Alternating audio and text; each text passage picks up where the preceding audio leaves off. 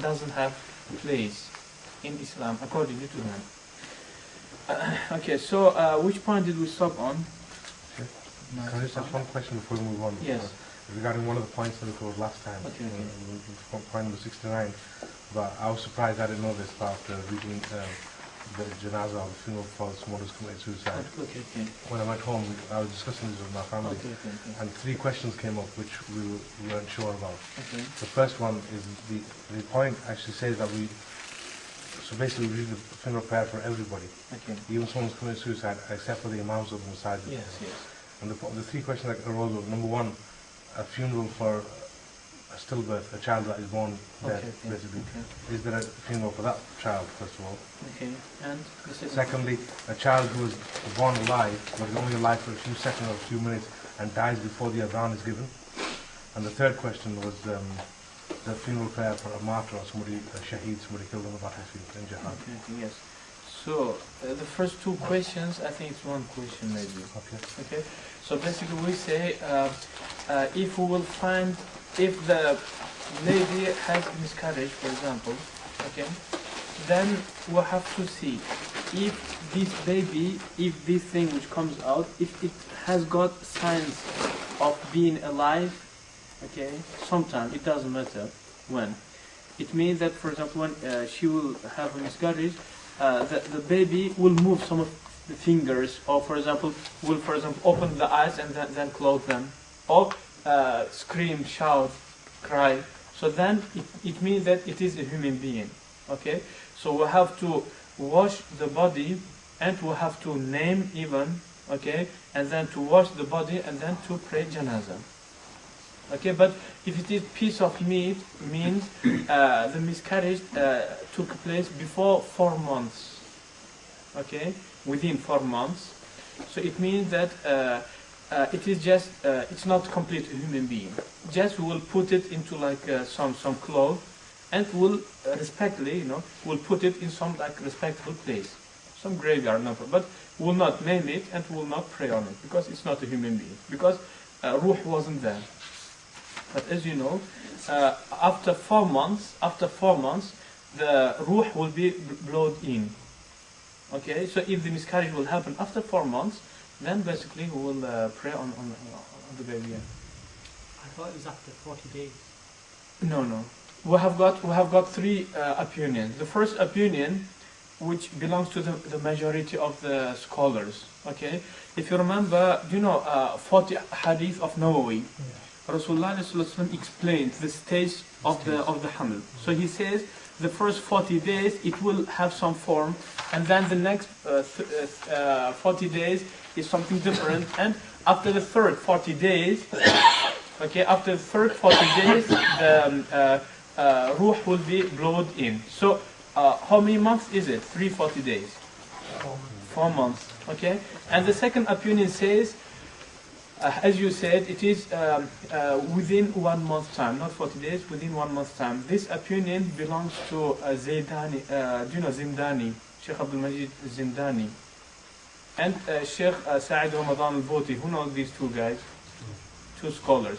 So these 2 scholars, they said that after 1 month, the ruh will be blown in. Okay, and the third opinion, which is recent opinion, it says that as soon as the sperm will be dropped in, the ruh will be there. Did you understand? But the most reliable, as Imam Nawawi explained in the Sharh of Sahih Muslim, the first opinion is the most reliable, because it is more like it's based on the hadith, and it's more like it's got stronger proof. So the last time, if you remember, was speaking about the leaders, about Muslim leaders. As long as they do not about shaheed, the third question. Of course, definitely, we do not wash them. We do not give a ghusl. We do not give bath. But in terms of praying, yes, we have to pray. Okay. But do we wash the body and do we put them into the kafan? No. No kafan and no ghusl. We will not give bath and will not put them into the kafan.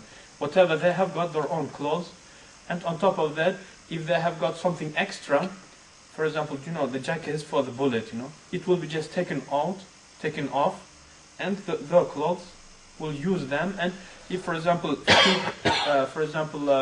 is uncovered, then we'll have to cover it, okay? Or if the neck or something else is uncovered, just we'll cover that place and then just bury them. Okay. So no ghusl and no kafan for janazah. Yeah, of course, there is janazah. Because janazah, what is the meaning of janazah? Janazah is that we are witnessing that this person was Muslim and we are praying for him. Did you understand? Yeah.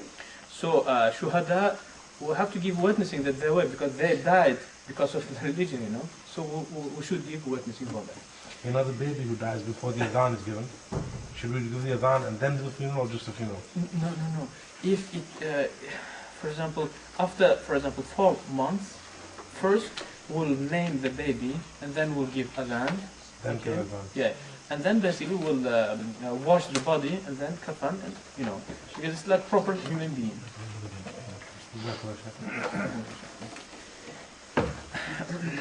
Okay, so the last week, if you remember, we was speaking about the Muslim leaders, and we said that as long as some Muslim leader doesn't say something which has got only one interpretation, which is kufr, if they do not say that, then we have to obey them, and we shouldn't be going against them.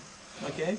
Yeah, unless if they will order us to do something sinful, then we will not obey them, only in that issue. So, it means that, for example, my president of some country in which I am, for example, he does lots of wrong things, but which doesn't cause kufr. For example, he commits zina, he drinks alcohol, okay?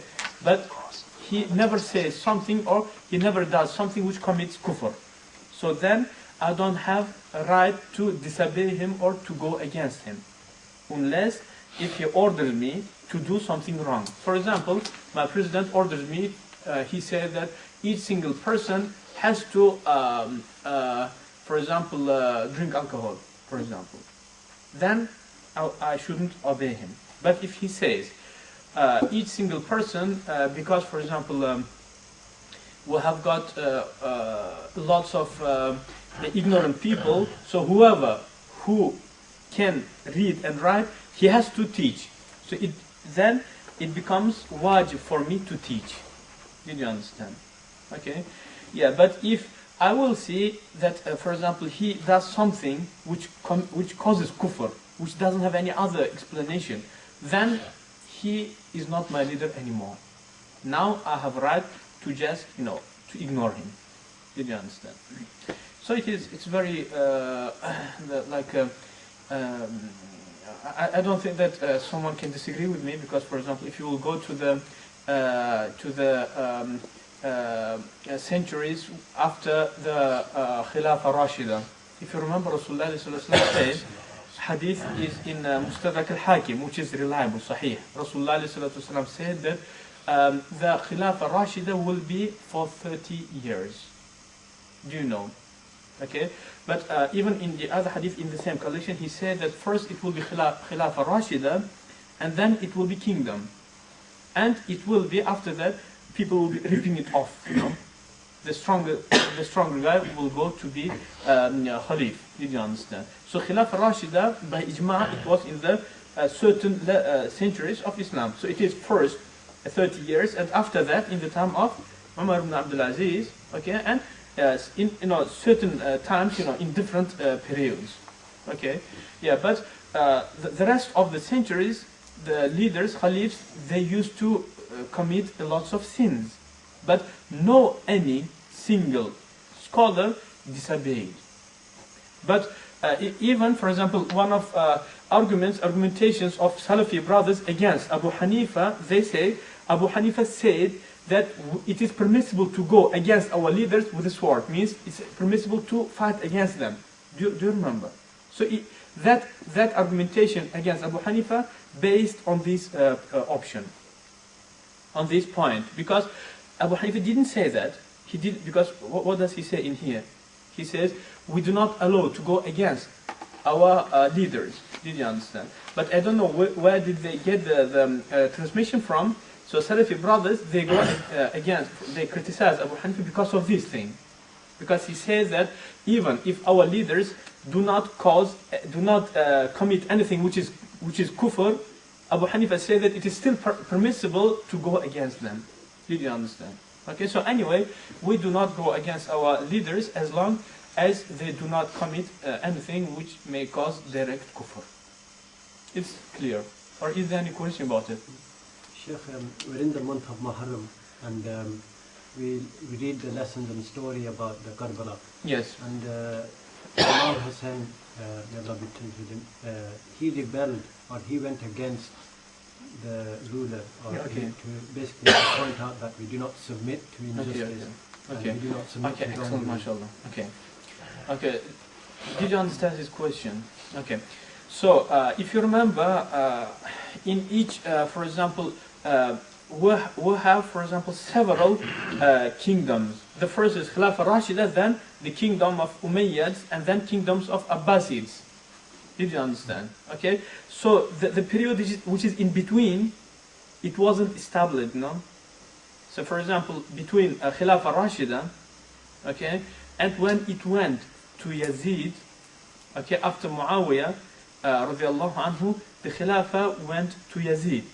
So in the first quite long time, about 2 years, people didn't make bay'ah by ijma. Only the people who was in Damascus and around, they made bay'ah.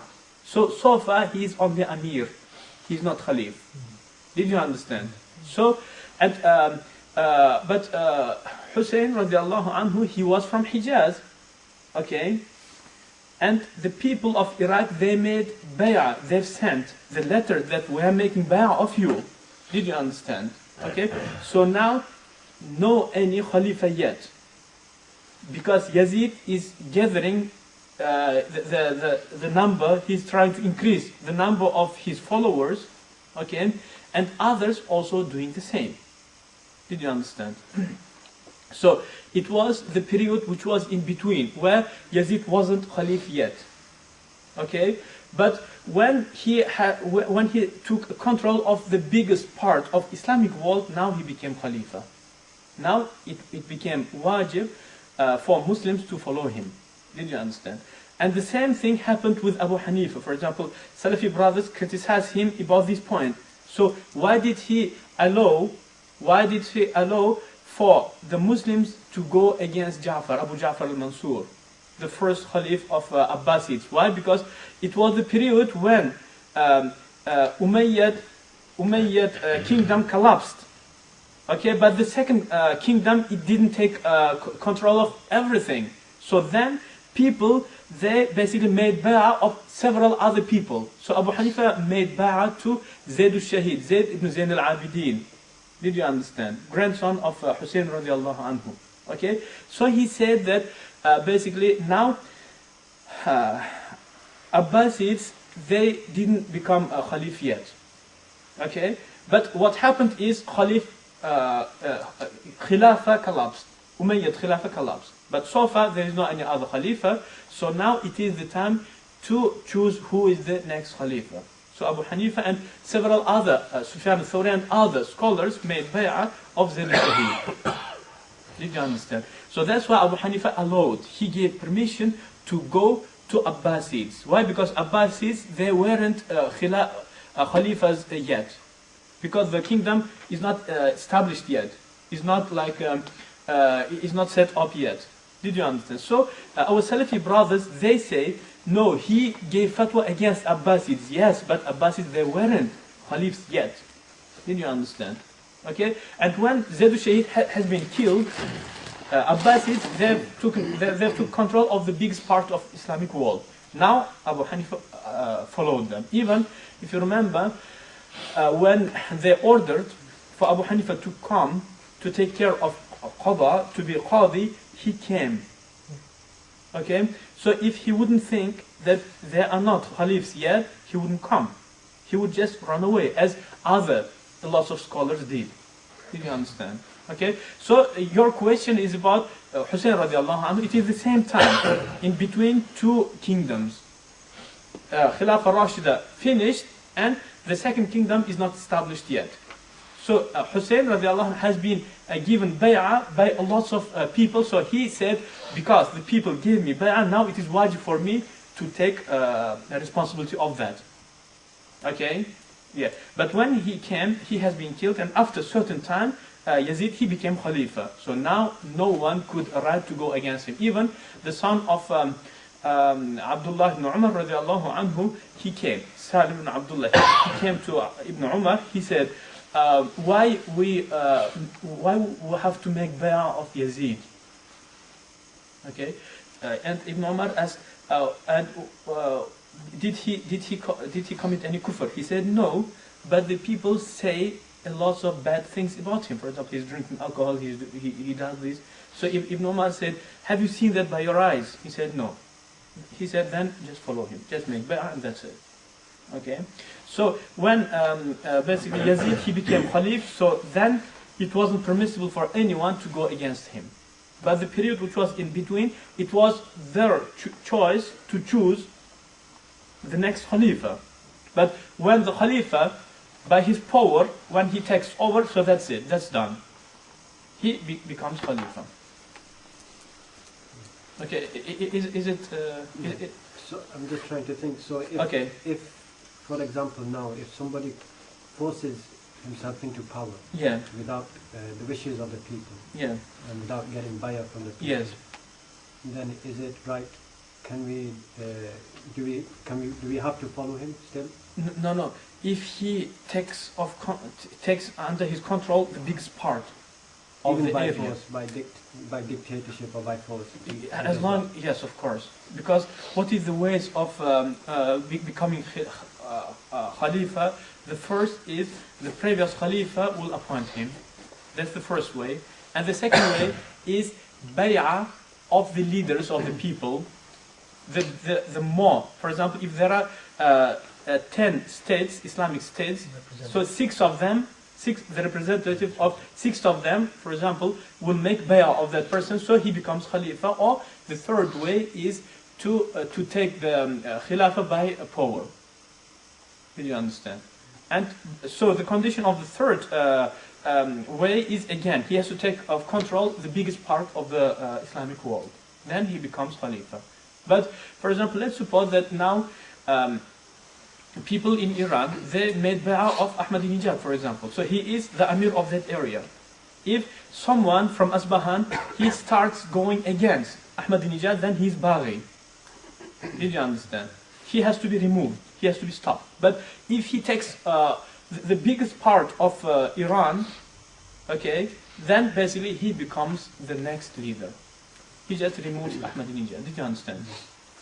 Yeah. Because, you know, if Rasulullah says, there is some hadith, Rasulullah says that you have to, the meaning of which is to live some certain period, some short period, with oppressive leader is better than to live 1,000 years without leader. No, hadith makes beautiful sense, you know, beautiful point, because let's suppose that even if the leader is oppressive, he does a lot of wrong things, okay? So can you imagine that our leader will die tomorrow, then what will happen? First, I will say that I'm your leader, and I will take my followers to fight with others. And the people from each single countryside, from each single city, from each single town, they will pretend to be the next leader, you know. Then what will happen is the biggest destruction will happen. Am I right? It is even worse than what we had before, the oppressive leader, you know. So to have even oppressive leader is better for us than to not have any. Do you understand? So if we'll allow for the people to go against our oppressive leaders, then we will cause bigger fitna even. Did you understand? So that's why we are at Ahlul Sunnah wal Jama'ah, we do say that we never go against our leaders, and we obey them even if they are very oppressive people, as long as they are Muslims. as long as they are believers, mu'mins. I think, we follow the leaders unless they ask us to do Yes, of course. Yeah. If they ask us to do something else, We don't follow them only on that only point. on that point. Only on that point. So, Sheikh, at this moment in time now with things that are happening in Palestine, in Gaza, Yeah. there are some people who are saying that you should write letters to the heads of the Arab countries, Yeah. so the Muslim leaders, Yeah. and you should say to them, you have to step in, otherwise you will be removed. This is the type of thing they are saying. Okay. So is that's going against you, Okay. or not? Is that allowed or not? No. So, for example, by doing that, you will cause bigger fitna because each single leader he wants his throne. So if you will write something like that, so he will think that if someone can write that kind of thing, so it means that someone can do that also. Then he will focus on the Muslims. He will take them, he will kill them, you understand? So we shouldn't do that. Okay, and also as I said, if some Muslim leader will order us to disobey God, we disobey him. Did you understand? We just ignore whatever he says and we do whatever is right. Did you understand? But again, it shouldn't justify us to go to kill him or to remove him. Did you understand? Can I just say something on behalf of all Yes. the students? Yeah. But there will be no more questions on politics from now, from the students. Okay. So it's not from, obviously if you want to speak about it, you can do it. From the students' perspective, we will ask you. Oh, okay, yeah, okay. I mean, that's the best option because we are students. Okay, so let's complete the Aqeedah. Let's have the Aqeedah of Ahlus Sunnah wal Jama'ah in like a whole like picture. Okay, and then we'll try to understand the rest of the things. Okay, based on. Okay, and the next point, قال المصنف رحمه الله ونفعنا بعلومه وبكم آمين. ونتبع السنة والجماعة ونتجنب الشذوذ والخلاف والفرقة. We follow the way of the Prophet sallallahu alaihi wasallam and the way of the Jama'ah. Jama'ah, who are the Jama'ah? The Sahaba and the biggest group of scholars. And we stay away, نتجنب, we stay away from the single far opinions. Shudud. Shudud means the single far opinions. So for example, do you remember there were disagreement between Sahaba? Ibn Abbas radiallahu anhu gave permission for temporary marriage. But the rest of the Sahaba, they said no. Okay? So now, do I have a right to follow Ibn Abbas radiallahu anhu? According to Abu Ja'far Tahawi, no.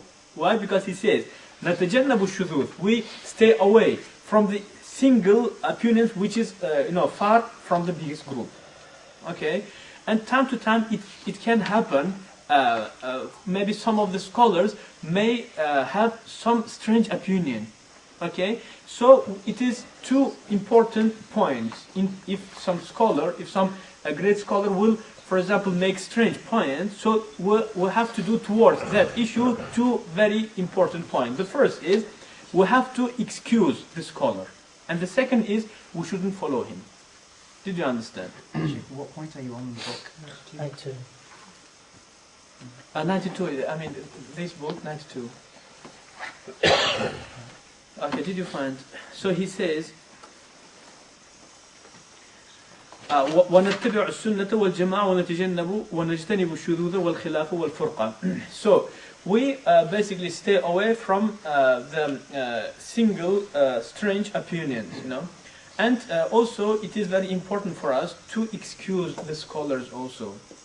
So if we will not excuse anyone, then the first people who became kafir, they are Sahaba then. Because some of them had strange opinions. For example, Ibn Abbas, Ibn Mas'ud radiallahu anhu, when he used to pray, he used to put his hands like that and to put them between his knees when he used to make ruku'.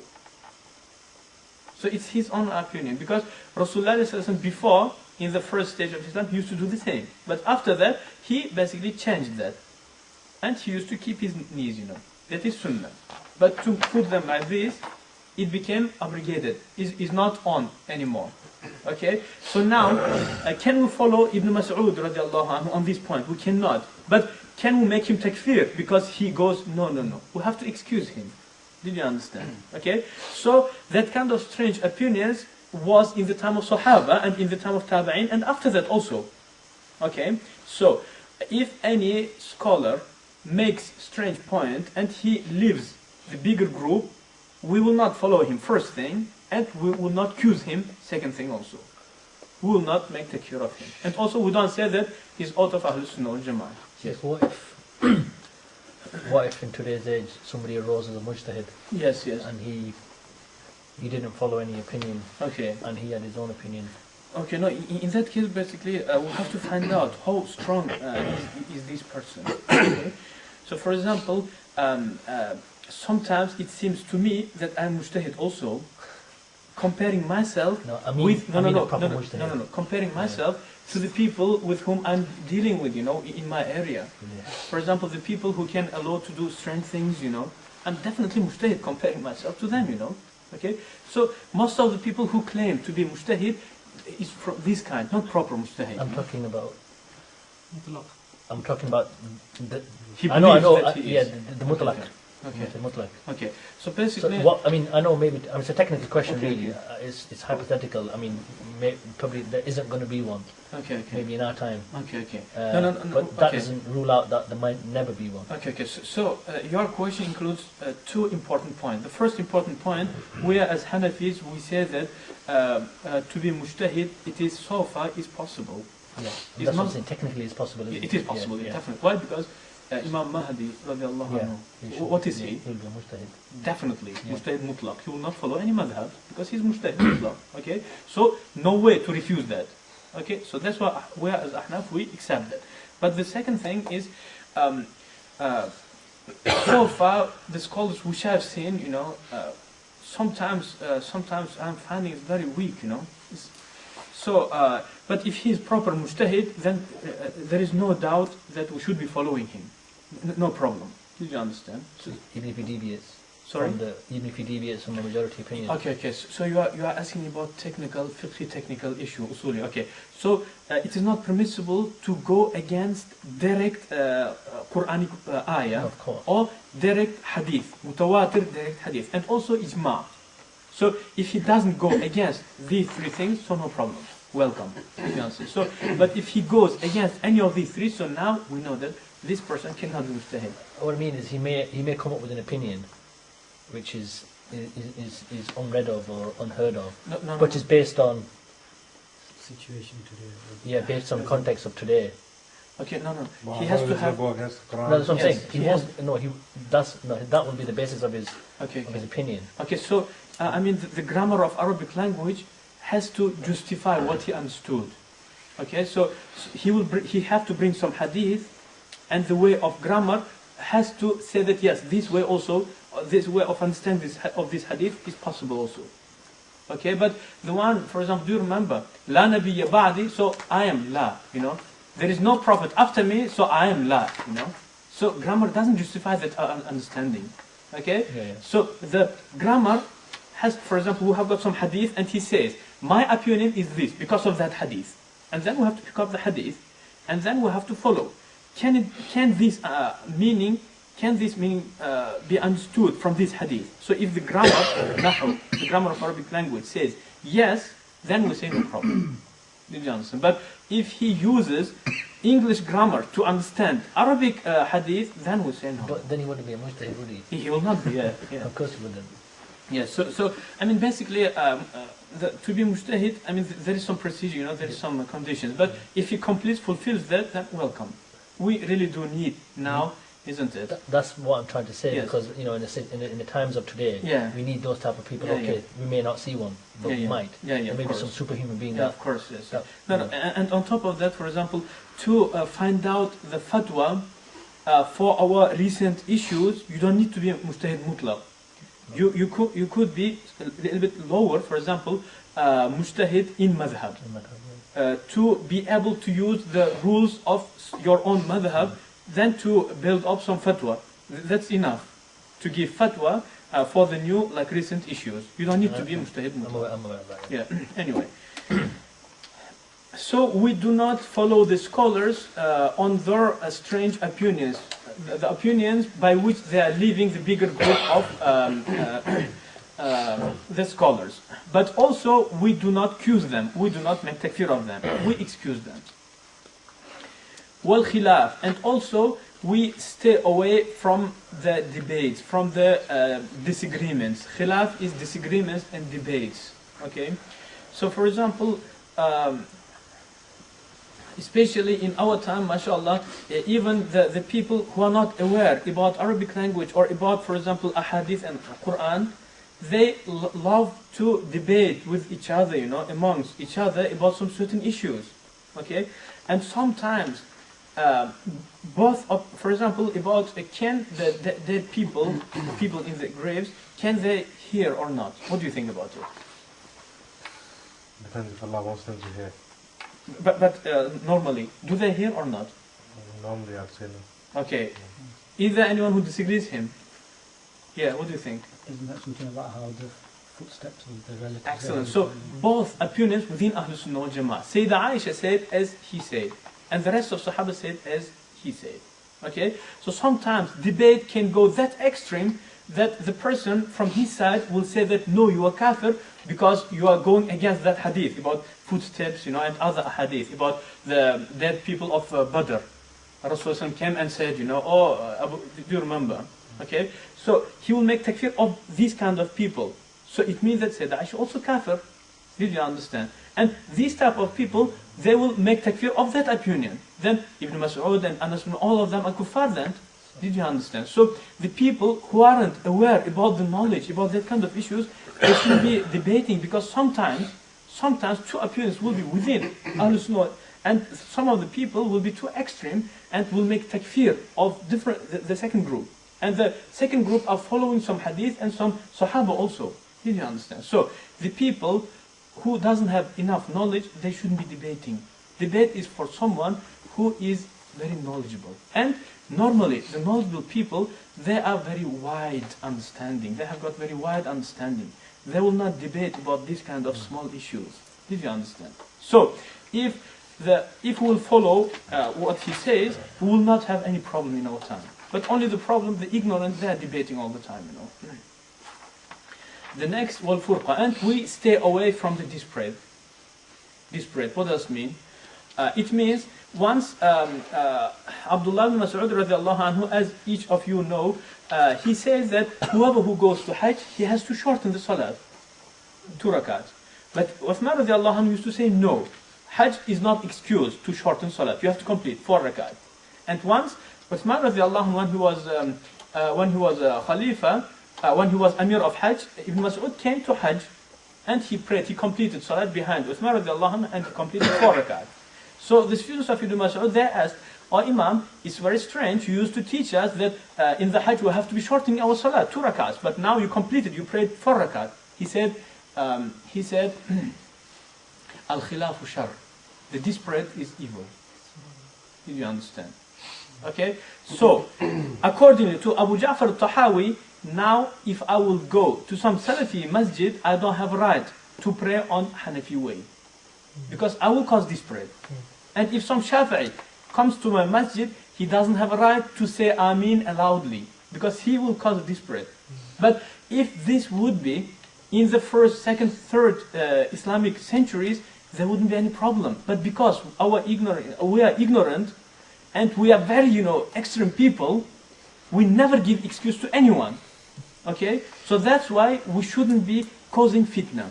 So to say Ameen loudly, there's some hadith, and certain group of scholars, they follow this opinion. So no problem. But we never can understand it. Wahhabi, take him away. So that's why, do not make him to say, Wahhabi, leave him alone. Because he's ignorant, he never understands. And the same thing on the other, for example, sides also. Because, for example, each group, they will not excuse the other group. So for example, if I will not make Rafal Yadain, Salafi brothers will say, oh, Shia came, take him away, So I'm with you, I'm sorry, how many times you want me? I will make as much as you want it. So we shouldn't be causing disparate. Did you understand? Sheikh, what if you know that there's a certain opinion that It'll never come up ever. Yeah. So only in that situation we don't have a right. So for example, let's suppose that some person wipes on his feet without socks. Did you understand? So as for example Shia do. Okay, so I saw that he's making wudu like that. So no any scholar gave permission to make that kind of wudu. So now I don't have a right to follow him, to pray behind him. Even if they will say that it's kafir, I don't care. Because salat is salat. Did you understand? So as long as there is some kind of reliable opinion of Imam Ahmad, Malik, okay, or any others, Abdullah ibn Mubarak, Thawr, Abu Thawr, or any kind of opinion, then I should be following. I shouldn't be causing any disparate. That is belief of Ahlul Sunnah wal Jama'ah. Any question? That's if you know that something is not right or something is... Yes, of course. But What if- ignorance, what if they don't have ignorant? any excuse. Okay, If you because don't know because ignorance, they don't know even anything about Shafi'i opinion. Okay, so if you will say this fatwa, which is if you don't know any reliable opinion, then you shouldn't be following them. No anyone will follow anyone because he's ignorant, so he doesn't know any other opinion. So this is only about the students of knowledge or the scholars only. Okay. And what I mean is if you go somewhere and you see them doing something, but you're not aware whether that's right or wrong, should you just follow it? Yes, you should be staying with them. You shouldn't cause any disparate. And also, for example, you are in, let's suppose that you are in Pakistan. Now you don't have a right to give Shafi'i fatwa or Hanbali or Maliki fatwa. You are in Malaysia. You don't have a right to give Hanafi fatwa because you will cause disparate. Did you understand? Or, for example, there is some mosque, okay, and next to this mosque, about 2 meters away, you will build your own mosque. You are causing disparate. Did you understand? Or you had friction, you are imam, you had a friction with committee members. So you will establish your own madrasa straight next to the mosque. Okay? That happens. No, it happens, so we shouldn't be doing that because it causes disparate, Yeah. Oh, definitely.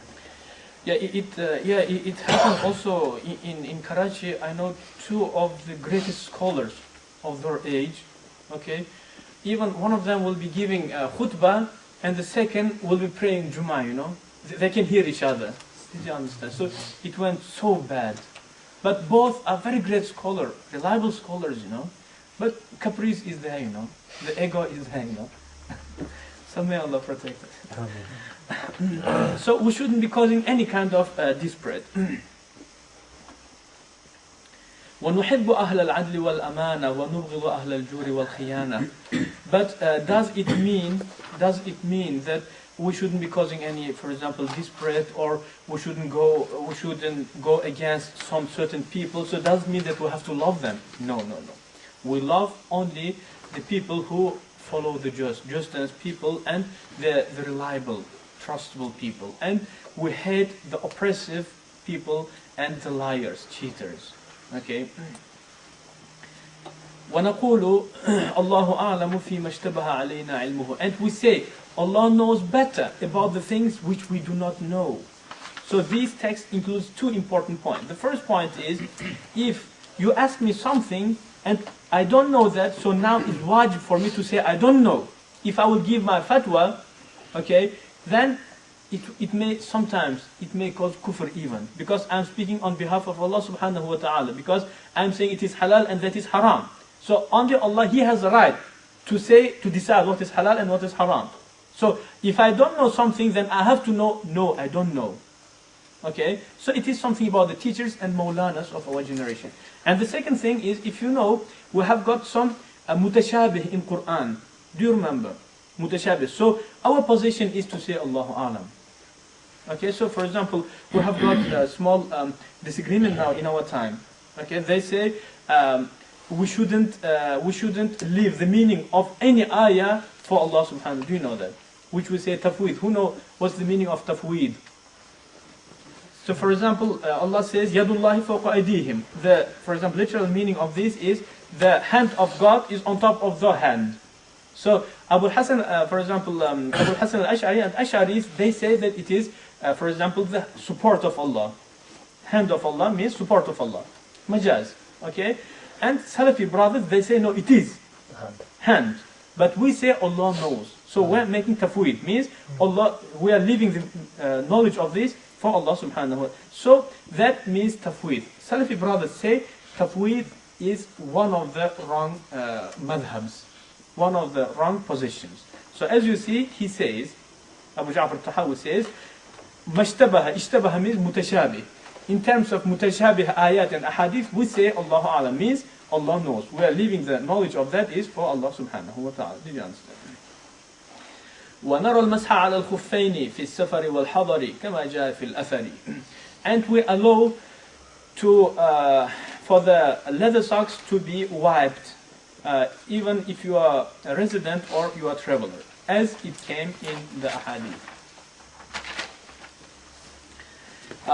One of our Hanafi scholars, even his name is Abu al-Hasan al-Karhi, rahimahullah, one of the greatest Hanafi scholars, said, I'm afraid that if anyone refuses that it is permissible to wipe on the leather socks, I'm afraid that he could be kafir. Why? Because the ahadith which came is very, a lot of ahadith which is close to mutawatir. Okay, so by saying to wipe on the leather socks is not permissible, he is going against the Prophet, because Prophet says he did that and he gave permission. So it means that the person who says it's not permissible, so he is saying that Prophet was wrong. Did you understand? So Abu Hassan al-Kati said, I'm afraid that it may cause kufr. Can I ask a question? Yes. What about those people that strongly believe that there's quite a number of group of scholars today who have the opinion that you can wipe over the socks? Oh, normal ones. Yeah. Okay. So because as we said, as I told you here, the more flexible madhab in terms of wiping on the socks is Hanafi madhab, and they allow only for the thick socks to be wiped on. But the summer socks, you know, the normal, the thin ones, no anyone gave permission, but only our recent scholars, they gave permission for that to happen. So basically what we say is that doesn't have any proof. Okay, why? Because a hadith which came about wiping, it says khuf. No any hadith about jawrab except one hadith which is in Sunan al-Tirmidhi, and Tirmidhi said it is sahih and Ibn Hazm said sahih. Two scholars, Imam Muslim, Ibn Khuzaymah, Imam al-Bukhari, okay, and Nawawi, and quite a lot of scholars said it is shadh and weak hadith. If each single scholar who said it is weak, if he would debate with Ibn Hazm and Tirmidhi together, the opinion of this single scholar, it would be more stronger, more reliable. And what do you think if all of them are together? Muslim, Bukhari, Ibn Khuzaymah, no, that kind of strong scholars. Okay, so it doesn't have any proof. Okay, so what you're saying though, but if it's thick, it's acceptable? Or Yes, it is, yes. on cloth, as long as it's thick? Yes, as long as... If you know, for example, let's say at work or in the mosque, that the imam wipes over thin, then in what situation? It's not permissible to pray behind him, because his wudu is not complete, is not valid. How do you know it's thin? What's good? What do you class as thin? Thin as in some socks. What's thin? Yeah, how do you distinguish why thick? Okay, so If one... the water penetrates through. No. You have to wipe. You have to wet your hand, and you have to put your hand on top of the sock. So if you will feel the wetness straight away, then it is thin. There is no any other condition. Okay. Yeah, and also some of Sahaba has been asked about wiping on the socks. So he said, as long as it looks like leather sock, as long as it is the same as a khuf, then it is permissible. Did you understand? So we allow for the normal sock to be wiped because of these kind of transmissions, on which Sahaba say that as long as the sock looks like the khuf, then it is permissible. So how it can look like a khuf? Because it can look like only by being thick. Did you understand? Okay, so it is only the condition. But for example, we have got a lot of other conditions. For example, so you can, for example, walk for some certain, for example, distance or other. All of that is explanation for the thickness. You know, this is not separate conditions. This issue again of how you have to walk a certain. Yeah. Where does that come from? It is only the definition, explanation of the thickness. we have got 3 or 4 explanations of the thickness. The first says what I said, and the second says as long as the sock can stay on your feet without tying it up. So, for example, the sock which I have now, I have got there is some elastic which keeps it. So, if I would take it off, so if the sock will still keep itself on my feet, so it is thick. Did you understand? And other description of being thick is so you can walk on them. Did you understand? So it is not 3 separate conditions. It is 3 separate explanations of only one condition. So there is only one condition, which is to be thick. And what does mean to be thick? So 3 opinions came. Did you understand? Okay? And most of our scholars, they give only the first definition which I gave you, because that is more like easier to use. Even the ignorant people, they can use it. They will just put their wet hands on the sock, and if they don't feel the wetness, then it's okay. But you have to be noted that you can feel the cold. Okay? That's nothing. You have to feel the wetness, not the cold. Because when your hand is cold, so you can feel it straight away. But as long as the water doesn't go through straight away, then it's okay. Or even if sometimes, when you will put your hand, okay, on your sock, after about 2 minutes you will feel the wetness. It's nothing. You have to feel it straight away before you will pick it up again. Did you understand? So it is 3 explanations of only one thing, which is to be thick. Did you understand? Yeah, and anyway, about the distance, it came from some of our Hanafi scholars, and most of our scholars, they said it's not reliable. You can find it in the books of Sheikh Abdul Ghani al-Nabulsi. He said that it is weak opinion, and Ibn Abidin in Fatawa Shamiyah, he confirmed that the distance, it doesn't make sense. It is weak opinion. Okay, so we have got 2 basically reliable explanations of being thick. Okay. Inshallah, after this book we are going to the inshallah Quduri, the text of Quduri, Mukhtasar al-Quduri. Inshallah we will talk about it in depth there, inshallah. والحج والجهاد ماضيان مع أولي الأمر من أئمة المسلمين برهم وفاجرهم إلى قيام الساعة لا يبطلهما شيء ولا ينقضهما. And Hajj and Jihad, these are 2 things which will be on till Yawm al-Qiyamah with our leaders. It doesn't matter if he is oppressive or if he is good, obedient, good practicing leader. It doesn't matter. So we can go to Hajj. We can go to Hajj by permission of our leader, even if he is oppressive guy. And the same thing about Jihad. If, for example, some Muslim leader, for example, announces that now is Jihad, so we should be going. Okay? But if he doesn't announce, if he doesn't say that it is Jihad to go, then we do not have a right to go to attack some, for example, country. So he is talking about attacking Jihad. But what about if some, for example, country will start attacking on my place? Now it is, I have to protect my country even without permission of anyone. It doesn't matter. But to go to attack to other country, I need my leader to give me permission, to say that now is Jihad, go. Did you understand? So he's talking about that. وَنُؤْمِنُ بِالْكِرَامِ الْكَاتِبِينَ فَإِنَّ اللَّهَ قَدْ جَعَلَهُمْ عَلَيْنَا حَافِظِينَ.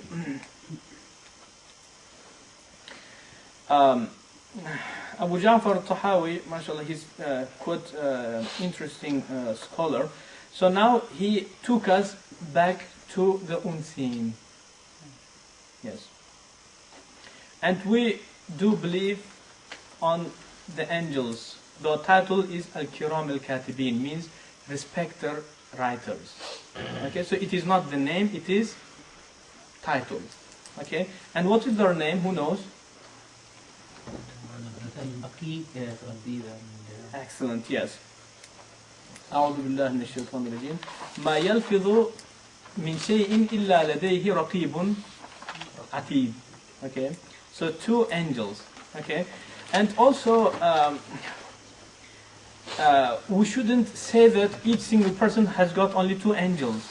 Okay, we have got difference of opinions. Okay, and the smallest number it is 10. And some of the scholars say it is 400 angels with each single Muslim. Okay? Because the angels, Kiram and Katibin, there are two, okay, from two sides. But on top of that, we have got the Hafiz, the protecting angels. Did you understand? So if you remember, Rasulullah ﷺ says, يَتَعَاقَبُ عَلَيْكُمْ مَلَائِكَةُ اللَّيْلِ وَمَلَائِكَةُ النَّهَارِ. Two group of angels, they are taking turn to stay with you. The angels of the night and the angels of the day. And the angels of the night, they are leaving you in the time of sunrise. And then Allah asking them, saying, where did you came from? And they reply, and Allah knows better. And they say, from your slave, so on, so on. For example, Amjad, Ali, whatever. And then Allah asks, how did you leave my slave? And Allah knows better.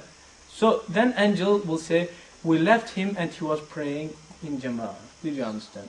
And the next turn, which is the daytime angels, will come to take a turn, and they will leave us in the time of Asr. Okay? So the same thing will happen again. Okay?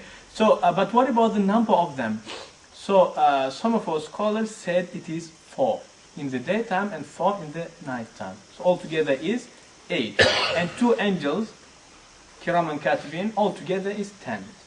But still we have got the other opinion which says it is 16, and the other opinion which says it is 40, and the other opinion says 100, and the last opinion says 400 angels.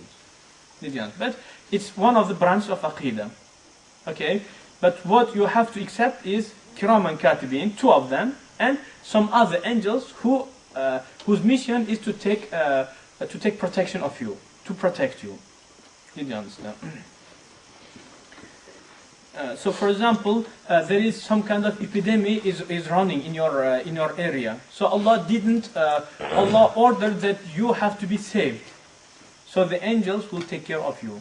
So they will protect you from that kind of epidemic. Or Allah ordered that you are going to live, for example, 80 years. So during 80 years, there is too many accidents is going to happen in your life. So the angels have to take care of your life. Did you understand? فَإِنَّ اللَّهَ جَعَلَهُمْ عَلَيْنَا حَافِظِينَ. Because these 2 angels, they have been ordered to record our deeds.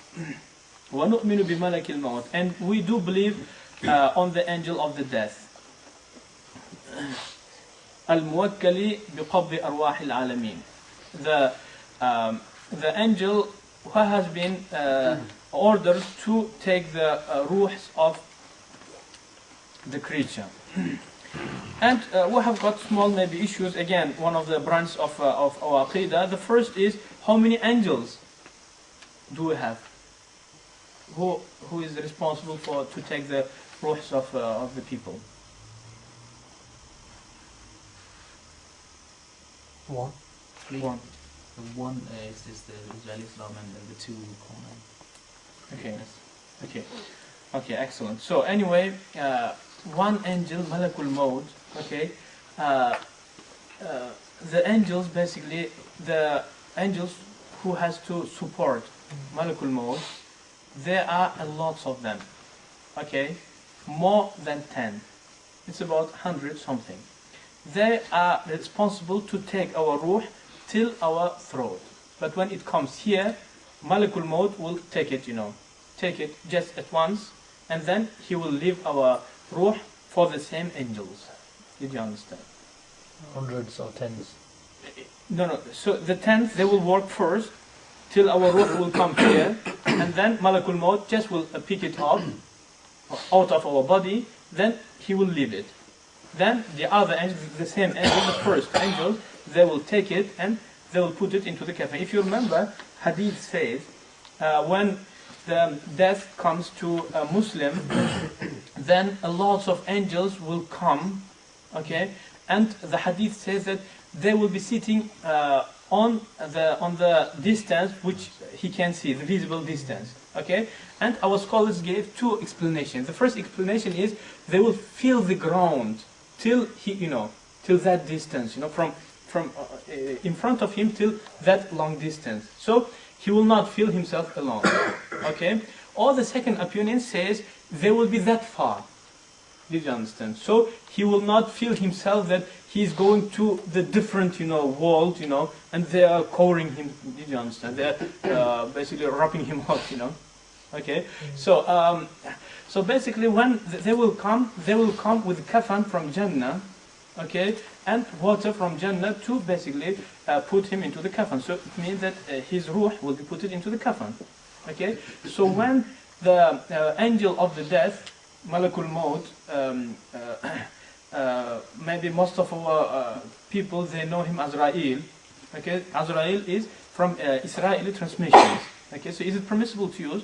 Inshallah, no problem, but his name is Angel of Death, Malakul Maut. So when the Malakul Maut will take the ruh of the person, then these angels will come straight away, and they will not leave the ruh of that person in the hands of Malakul Maut, because the Malakul Maut is very scary looking angel. Okay, then they will pick him up and they will fly, through the skies, and they will be naming the ruh by the most beloved names. Okay, so for example, someone in here has got two names. One is, for example, Pagal, but the second is Maulana Saab. So the angel, they will be calling him Maulana Saab is coming. Do you understand? So they will not say Pagal. They will not say, for example, whatever, Yeah. And anyway, so that is Malakul Maut. We do believe on the angel of the death. وَبِعَذَابِ الْقَبْرِ لِمَنْ كَانَ لَهُ أَهْلًا. And we do believe on the punishment of the grave. In our time, mashallah, we have got lots of disagreements between Hizb ut-Tahrir brothers and the rest of the scholars. So what I can say is only we made ijma' that it is one of the mutawatir issues. Okay, we have got mutawatir number of ahadith about Adhab al-Qabr. Okay, and you can find it in the, for example, do you know who knows Ali al-Qari? Ali al-Qari basically mentioned this, that it is mutawatir in his book named Sharh of Fiqh al-Akbar, and in lots of other books. So basically the Adhab al-Qabr is one of the qat'i, one of the certain things that is not allowed, is not permissible to refuse. Okay, and also we do believe on Munkar and Nakir. Munkar and Nakir. These are two angels who are responsible to ask an Rabbihi wa dinihi wa nabihi, about his God and about his religion and about his prophet. Okay. Once, when Rasulullah sallallahu alaihi wasallam was explaining about the Munkar and Nakir, so he said that it's very scary looking angels. Okay. And then Umar radiallahu anhu was there. He said, Ya Rasulullah, when I will be in the grave, when they will come, will I have the same mentality which I have now? Rasulullah said, yes. Then he said, okay, in that case, I will ask them. When they will ask me, who is your Lord, then I will ask them, and what about you? Who is your Lord? Okay, when he passed away, some of, I think, Abdullah ibn Umar, his son, saw him after his death. Okay, so he said, oh father, what happened to you? So Umar radiallahu anhu said in the dream, yes, these two brothers, they came to me and they asked me, who is your Lord? I said, Rabbi Allah, huma rabbukuma. Okay. He said, I said that my God is Allah, and what about you? Who is your Lord? And he said, they looked at each other and then left me. So Munkar Nakir is also one of the mutawatir issues in Islam. Okay, so by refusing it, it may take out of Islam. So we have to be careful about it. And also some of the scholars said, or most of the scholars said that the person could be asked about a lot of other issues also, not only three things. Okay, so for example, if the person was involved about, for example, certain fitnas, he caught some fitna, for example, about ayat mutashabihat. Allah can jump, Allah can do this. So he will be asked even about that thing also. What do you think? Can Allah jump? Can Allah, for example, clap? Or that kind of things, So it's not only three questions. So three questions is for most of the people. But some certain people, they could be asked about a lot of other things also.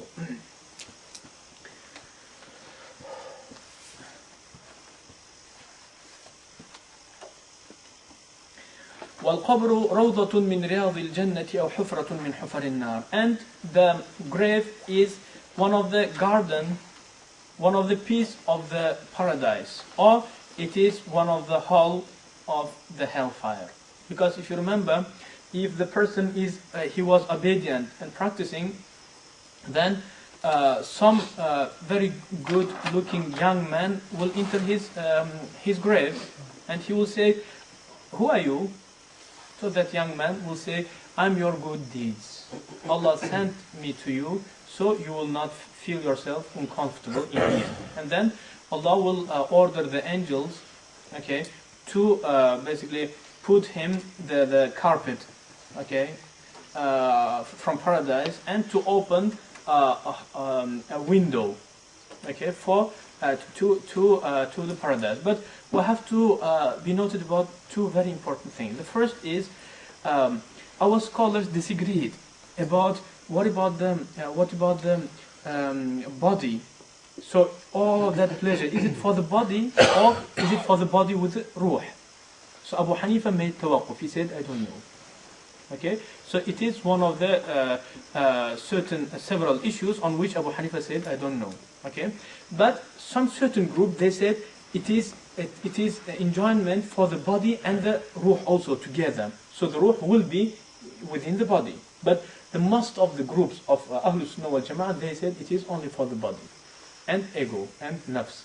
But what about the ruh? Rasulullah ﷺ says that the ruh, the spirit, the ruh of the Muslims, it will be in paradise. Okay, it will be in the, do you know the, how to say, the wool of the birds?